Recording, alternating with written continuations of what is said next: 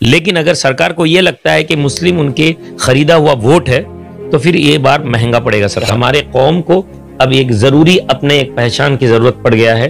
दलित आदिवासी के जरूर उन लोगों के एक लीडर का जरूरत पड़ गया है। बंगाल के पॉलिटिक्स में आज उनके कोई अहमियत नहीं है क्योंकि असदुद्दीन ओवैसी साहब खुद यहाँ पे आके सरेंडर हो चुके हैं। तो अब असदुद्दीन ओवैसी साहब को लेकर बंगाल पॉलिटिक्स में बात करना बेवकूफी की वजह के अलावा और कुछ नहीं है।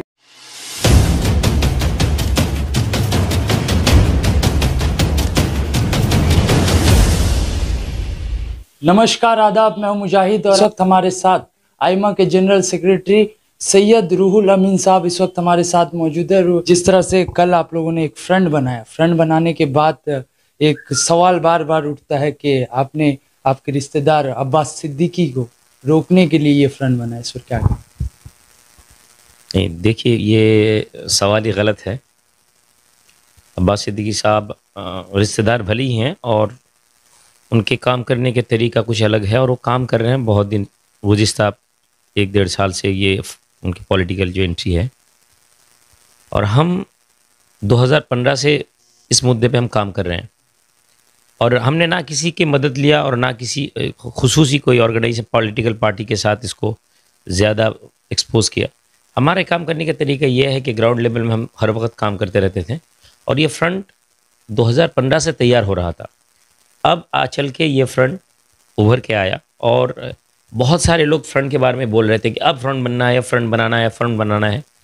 तो हमने इंतज़ार इसलिए कर रहे थे कि अगर हो सकता है कि दूसरा कोई अच्छा फ्रंट बन जाए तो हम देख लेंगे, अगर उनके सोच विचार बंगाल के लिए सही होगा। तो एक वक्त आके ऐसा लगा कि वैसा कोई फ्रंट बंगाल पे अभी बनाने के माहौल में कोई है नहीं जो बंगाल के लोगों के साथ जुड़ जाए। और फिर मजबूरन हमने ये फैसला लिया, हमारी जो टीम है, कि अब एक फ्रंट बनाना चाहिए, तो फ्रंट बना। अभी सवाल बार बार उठ रहा है कि आपने टीएमसी के फेवर में ये फ्रंट बना है और ममता बनर्जी को आप इनडायरेक्टली सपोर्ट करें। अच्छा, कुछ देर के लिए देखिए, हर जवाब जो है हमारे कौम को, मैं इस बारे में कई वीडियो में बना चुका हूँ, उसमें एक चीज़ हमें ज़रूर हम ये ध्यान रखें कि हमें सवाल बना दिया जाता है और उसी सवाल पे हम सवाल करते हैं। हम अपने अंदर से ये सवाल कभी पूछते नहीं, या हमारे अंदर से ये सवाल नहीं पैदा होता।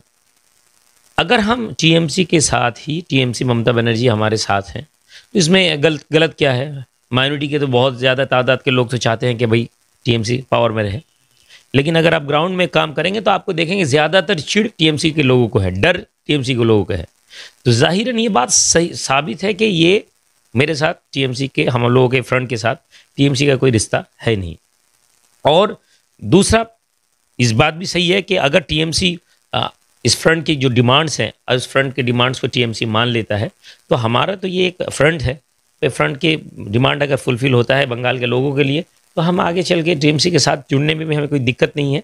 लेकिन ये हकीकत हर वो मुसलमान माइनॉरिटीज़ लोगों को मैं बताऊँगा जो बगैर समझे हुए टीएमसी के साथ है, टीएमसी के साथ है, टीएमसी के खिलाफ है। याद रख लें, सरकार कभी आपके कम्युनिटी के डेवलपमेंट के बारे में नहीं कहेगा। 90% काम हो गया है, ममता दी कहेंगी, लेकिन आप कभी उनके कोई स्पोक्स पर्सन हो, उनके कोई लीडर को गिनवा के 5 काम दिखा दीजिए कि भाई मैंने मदरसे ये अलॉट कर दिया हूँ, माइनॉरिटी के। सिर्फ एक इमाम भाता जो है उसको वो हर वक्त दिखाती हैं, हालांकि वो इमाम भाता भी वक्फ के प्रॉपर्टी है। तो ये सवाल गलत है कि हमें बीजेपी टीएमसी, हाँ, हम सरकार के साथ सॉफ्ट कॉर्नर हैं। हम नहीं चाहते हैं कि बीजेपी को किसी भी तरह मौका मिल जाए बंगाल में एंट्री होने के लिए। लेकिन अगर सरकार को ये लगता है कि मुस्लिम उनके खरीदा हुआ वोट है तो फिर ये बार महंगा पड़ेगा सरकार को।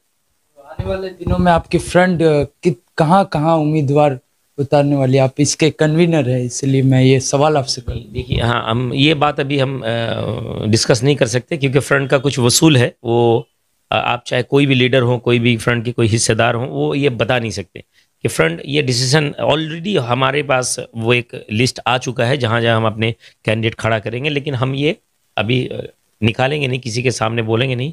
बहुत जल्द फिर प्रेस कॉन्फ्रेंस होगा और फिर वहाँ पे हमारे उम्मीदवार के नाम घोषित किया जाएगा इंशाल्लाह।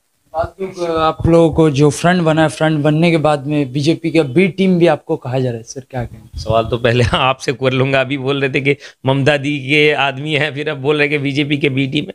बीजेपी के बी टीम भी वही जो ममता जी की टीएमसी के लोग हैं, मैं तो आप कह दूंगा कि भैया आज वो हद तक पहुंच गए हैं, हमें हमारे सोच विचार की कोई ताकत नहीं है। बीजेपी के बी टीम होने से हमारा सबसे पहले जो लड़ाई है बीजेपी के खिलाफ है, फैसिस्ट सरकार के खिलाफ है। हमारे फार्मर्स बिल के एक्टिविटीज़ अगर आप देख लें, सारे रैलीज जो देख लें, अब आगे चल के फ्रंट के भी जितने रैली सारे बीजेपी के खिलाफ है। हमारा मानना यह है कि भाई आपके साथ अगर नहीं जुड़ते हैं तो आप किसी दूसरे के फेवर में हमें डाल देते हैं, ये मत करें। पूरे कम्युनिटी से गुजारिश है कि आप अपने जहन को इस्तेमाल करें। कोई बंदा अगर कुछ बोलता है, अगर आपके फेवर में नहीं आता है तो फौरन आप वो दूसरे किसी के साथ उसको जोड़ देते हैं। यही आपको गुलामी तक ले जाएगा, यही आपको तोड़ देगा। ज़रूरी नहीं है कि हर आदमी हमारे साथ जुड़े, लेकिन ज़रूरी ये भी नहीं है कि हर आदमी अगर आपके खिलाफ साथ जुड़े।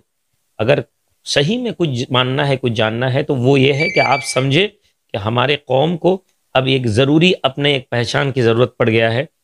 दलित आदिवासी के ज़रूर उन लोगों के एक लीडर का ज़रूरत पड़ गया है। आखिरी सवाल, असदुद्दीन ओवैसी को आप किस तरह से देखते हैं? देखिए, उनके बारे में तो अच्छी सोच है, लेकिन बंगाल के पॉलिटिक्स में आज उनके कोई अहमियत नहीं है, क्योंकि असदुद्दीन ओवैसी साहब खुद यहाँ पे आके सरेंडर हो चुके हैं। वो खुद बता चुके हैं कि बंगाल में हमारा कोई डिसीजन नहीं होगा।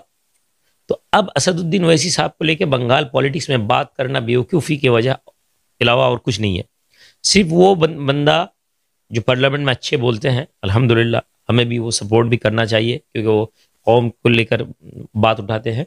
लेकिन बंगाल पॉलिटिक्स में असदुद्दीन ओवैसी साहब का कोई जगह नहीं है फिलहाल, क्योंकि वो खुद इस बारे में वही बता चुके हैं कि मेरा कोई राय नहीं रहेगा। तो ओवैसी साहब को लेकर अभी कोई बात करना सही नहीं है। बहुत बहुत शुक्रिया। ये थे सैयद रूहुल अमीन साहब, जिनका कहना आप लोगों ने सुना। अगर आप इन सारी बातों से सहमति रखते हैं तो इस वीडियो को आगे पहुंचाएं, शेयर करें।